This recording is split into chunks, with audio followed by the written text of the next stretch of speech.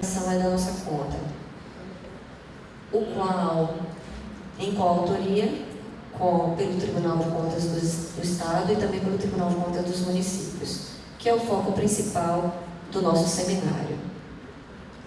Nós assistiremos agora a um pequeno vídeo institucional sobre o projeto, que é bastante explicativo. Somos do Tribunal de Contas e hoje vamos falar de planos educacionais e do projeto Educação é da Nossa Conta. O ensino de qualidade é um compromisso da União dos Estados e Municípios. Cada um de nós pode e deve atuar como fiscal da gestão e dos gastos com a educação. Vocês sabiam que todos têm direito à educação básica dos 4 aos 17 anos de idade? É dever público ofertar a educação básica a todos os brasileiros que não tiveram acesso na idade própria? As pessoas com deficiência devem ter atendimento educacional especializado, preferencialmente na rede regular de ensino? Venha conhecer mais sobre o Plano Nacional da Educação. Nas diretrizes do plano estão a erradicação do analfabetismo, a universalização do atendimento escolar, a superação das desigualdades educacionais, a promoção do princípio da gestão democrática e a aplicação de recursos públicos em educação como proporção do produto interno bruto e a valorização dos profissionais da educação. Pessoal, o Plano Nacional de Educação estabelece 20 metas e 254 estratégias que visam promover a melhoria na qualidade da educação brasileira.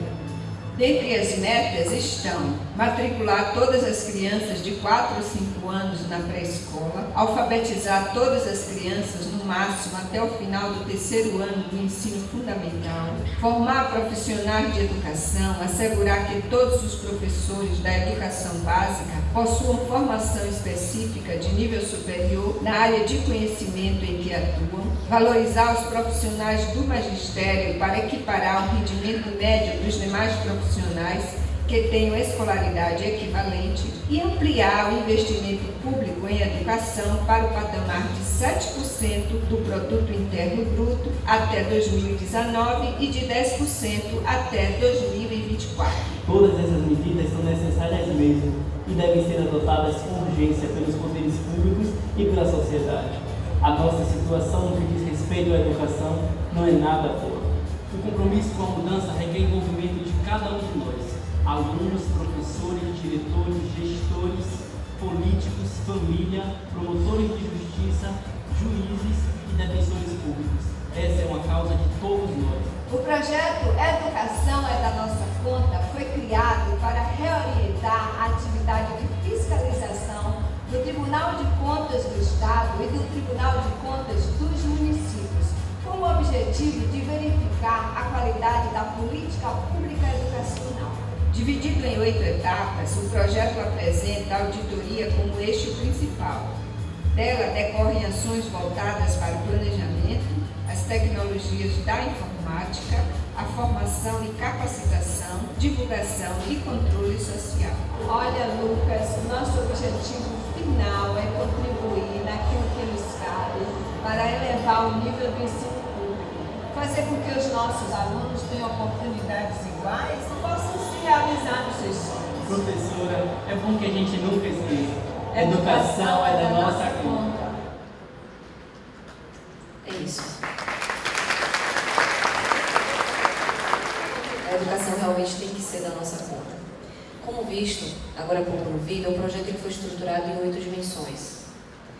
Tomando como auditoria como viga mestra central, partem outras dimensões, como é o caso da tecnologias da informática, planejamento, formação e capacitação, que não se restringe apenas aos nossos técnicos, mas também alcançam o gestor público, divulgação, controle social, parcerias, e aliás, nós estamos abertos ao estabelecimento de novos acordos no âmbito do projeto, acordos de cooperação, documentação e instrumentos normativos.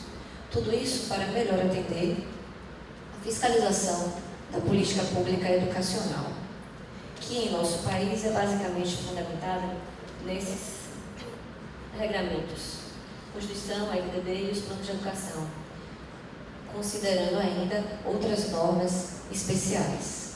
É de se atentar, senhoras e senhores, que em relação à União, das competências de organizar o sistema federal de ensino e de financiar as instituições de ensino federais, ela também possui as atribuições de redistribuir e suplementar. E isso, senhoras e senhores, não é à toa. Os artigos 21 e 22 da Constituição Federal reservaram-lhe amplas competências administrativas e legislativas, ao tempo que o sistema tributário nacional concentrou na União imenso potencial de arrecadação, de modo que, para promover o equilíbrio de forças, a própria Constituição Federal ela oferece as suas soluções. E o artigo 211 é um deles, como nós veremos no próximo slide. Aqui. Já no caput do artigo 211, ele já determina o estabelecimento de regimes de colaboração. No seu parágrafo único, de forma textual, ele afirma que a União em matéria educacional exercerá função redistributiva e supletiva.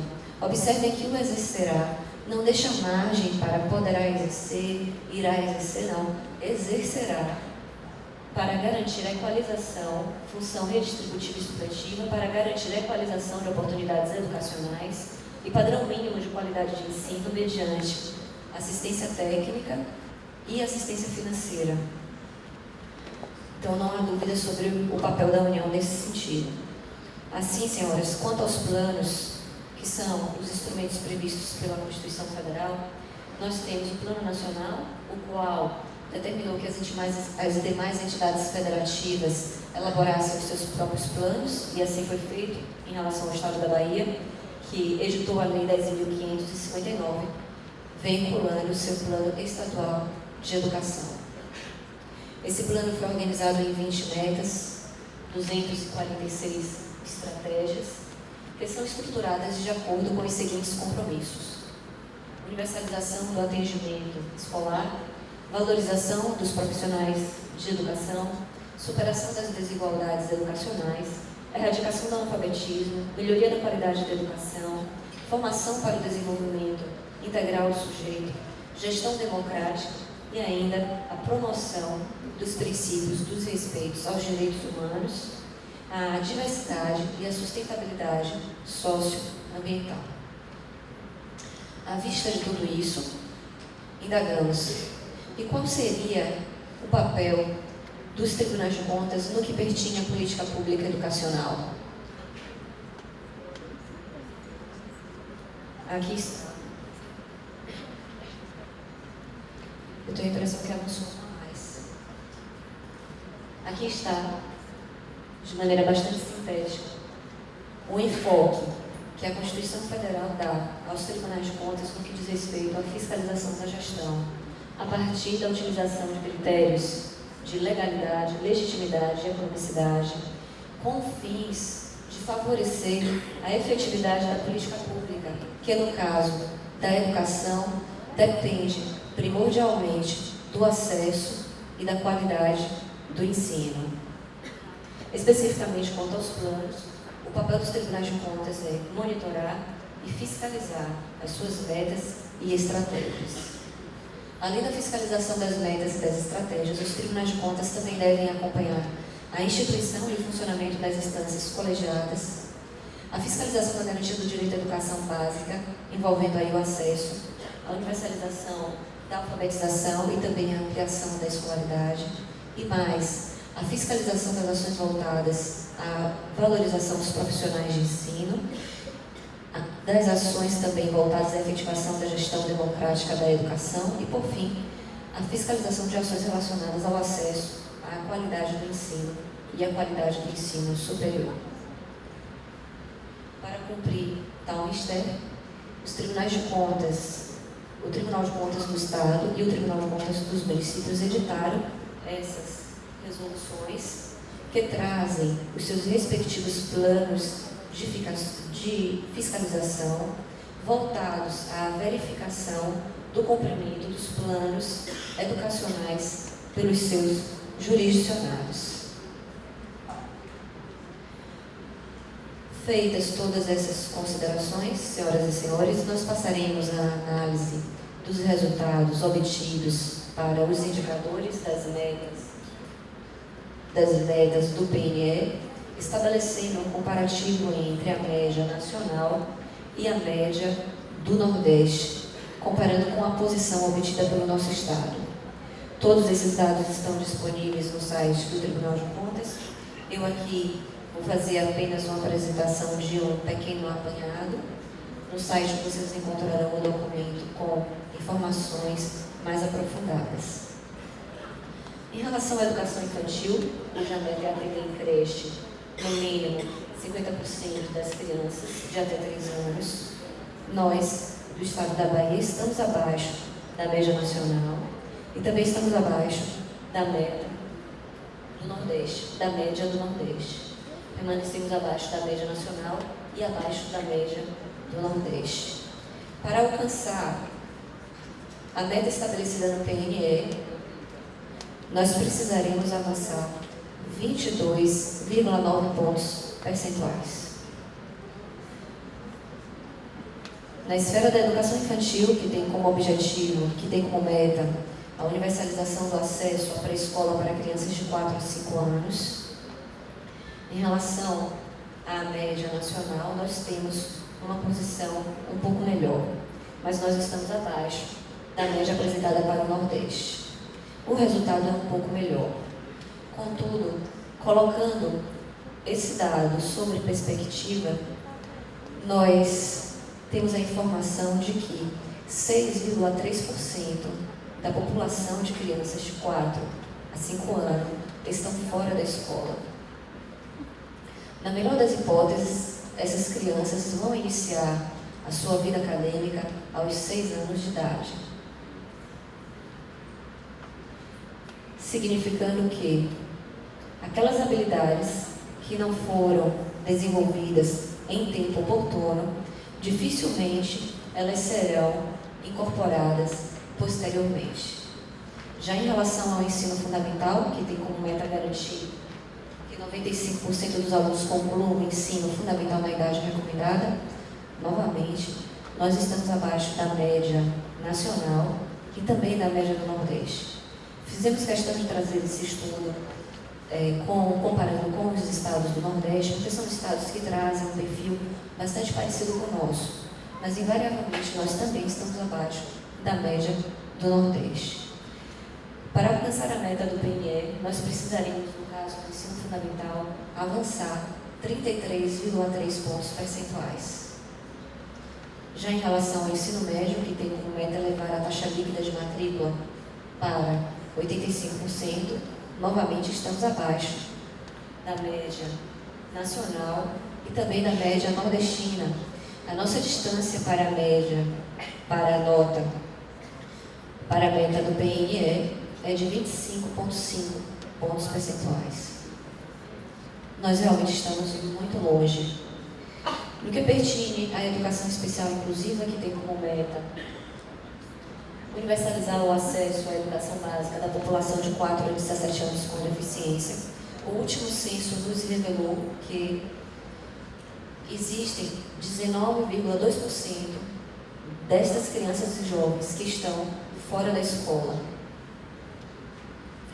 Na alfabetização infantil, que tem como meta tornar proficientes em leitura, escrita e matemática as crianças até no máximo o final do 3º ano do ensino fundamental, a situação é bastante preocupante. Os dados nos informam que os nossos estudantes em leitura, 36% dos nossos estudantes não conseguem localizar informações explícitas em textos curtos, como é o caso de poema e piada.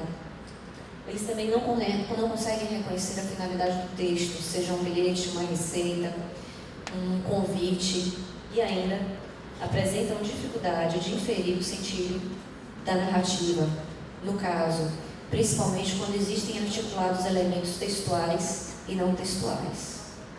Para a escrita, 54% dos nossos estudantes não conseguem escrever alfabeticamente as palavras, ou escrevem omitindo, alterando a letra ou trocando a ordem da letra nas palavras. Eles simplesmente não conseguem escrever adequadamente. E em matemática, os nossos estudantes apresentam dificuldade em associar a escrita do número por extenso e a sua representação por algarismo. Ainda apresentam dificuldade em reconhecer o valor monetário das cédulas, também em comparar quantidades e apresentam dificuldade na compreensão do conceito de metade. Eu tenho a impressão que trazer esses dados dessa forma nos demonstra a exata dimensão do problema que nós vivemos atualmente com a nossa política educacional. Em relação ao aprendizado adequado na idade certa, enquanto nos anos iniciais do ensino fundamental, nós alcançamos a meta em 2017, que foi a nota 5, nós obtivemos a nota 5.1.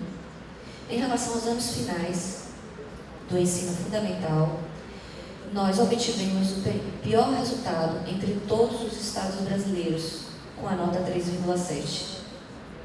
E isso se repetiu em relação ao ensino médio. Em 2017, também em relação ao ensino médio, nós apresentamos a pior nota em relação a todos os outros estados brasileiros, com a nota 3. A situação é grave, senhoras e senhores, exigindo uma mobilização coletiva e integrada entre a sociedade e as instituições estatais baianas. Num ambiente democrático, o Estado como um todo, o propósito do Estado é a realização dos direitos fundamentais.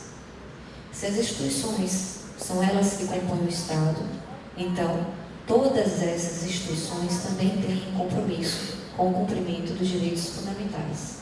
E a educação está entre um dos principais direitos fundamentais, justamente porque é através dela, é por meio dela, que se permite a fruição de todos os outros direitos. Senhoras e senhores, eu creio que esse seja o quadro mais importante da minha apresentação. Ele nos explica todos os outros dados insatisfatórios que foram aqui expostos. Trata-se da formação dos nossos professores, que tem como meta assegurar que todos eles tenham formação superior adequada à área de conhecimento que lecionam. Em relação ao índice que correlaciona a área de formação do professor com o campo em que ele leciona, nós temos os seguintes percentuais. Na educação infantil, o percentual de correlacionamento dos professores baianos é de 35,7%. O Nordeste apresenta a taxa de 35,8% e o Brasil 46,6%. Em relação ao ensino fundamental, anos iniciais, a Bahia tem 42,6%, o Nordeste 43% e o Brasil 59%. Observe que nós já vamos, a partir do momento em que vai avançando o nível, nós vamos também aumentando a nossa diferença. No ensino fundamental nos anos finais, a Bahia tem um índice de correlacionamento de 31,6%, o Nordeste 33,9% e o Brasil 50,9%. Já no ensino médio, a Bahia tem o índice de correlacionamento com a formação dos professores e a área em que eles lecionam de 37,9%. O Nordeste tem 51% e o Brasil 60,4%. Inclusive, em relação aos estados que são os nossos vizinhos, a nossa distância é muito grande. Em relação ao Brasil, então, nem se compara. Esses percentuais nos informam que nós temos professores de História que ensinam Química, professores de Química que ensinam Inglês, professores de Inglês que ensinam Matemática e assim por diante. Diante dessa situação, fica realmente muito difícil que algo dê certo. Assim, mantendo o nosso olhar sobre os propósitos da educação, que são o pleno desenvolvimento da pessoa, o preparo para o exercício da cidadania e a qualificação para o trabalho, nós indagamos: será que isso realmente está acontecendo? A necessidade de mudança urge e ela está nos constrangendo em praça pública. Precisamos tratar a educação como um investimento e não como um gasto público. Tomando, por exemplo, a educação infantil, tem-se que os países que investiram na primeira infância, eles apresentam índices de criminalidade menos elevados, apresentam menores taxas de gravidez na adolescência, menor taxa de evasão no ensino médio, níveis maiores de produtividade no mercado de trabalho. Esses dados foram comprovados por pesquisa realizada pelo Dr. James Heckman, que foi o ganhador do Prêmio Nobel do ano 2000. Me parece que o Dr. Heckman, ele apresenta um caminho seguro para nós trilharmos. Eu realmente agradeço a atenção de todos.